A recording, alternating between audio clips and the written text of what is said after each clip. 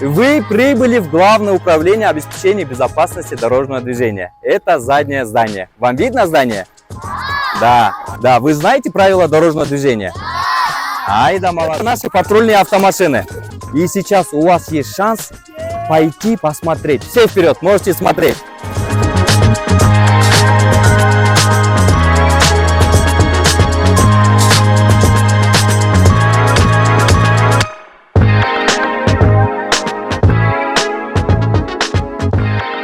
Ваш директор, ваша классная учительница сказала, что вы самый лучший класс. Если вы самый лучший класс, сейчас просто сидим тихо и слушаем меня, договорились? Наша работа заключается в том, чтобы водители всегда соблюдали правила дорожного движения.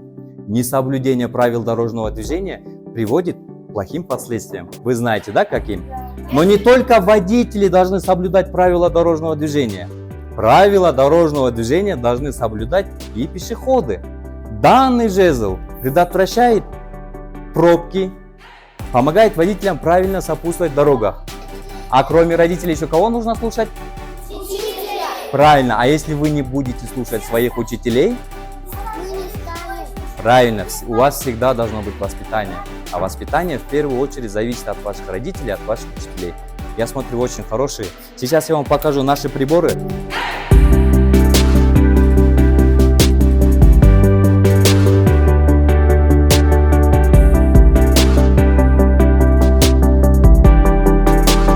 Те, кто приезжает со своими родителями в школу, всегда говорит своим родителям, чтобы они всегда надевали что? Ремень безопасности. Ай да молодцы, правильно. Всем приятного аппетита, покушаем, опять садим наши маршрутки и поедем в школу.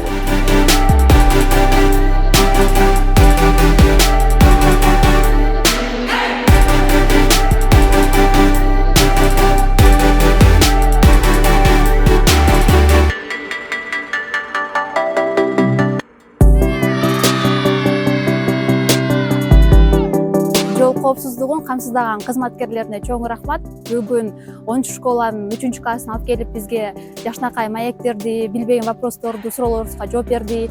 Балдарга да наглядныйларды баарын көрсөтүп, биздин балдар да аябай довольный. Чоң рахмат. Мындай иштерди дагы көрсөткүлө, башка школдорго да барсын.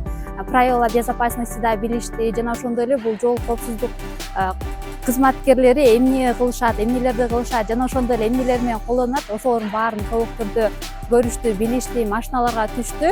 Баарыңыздарга чоң рахмат. Ыраазычылык билдиребиз.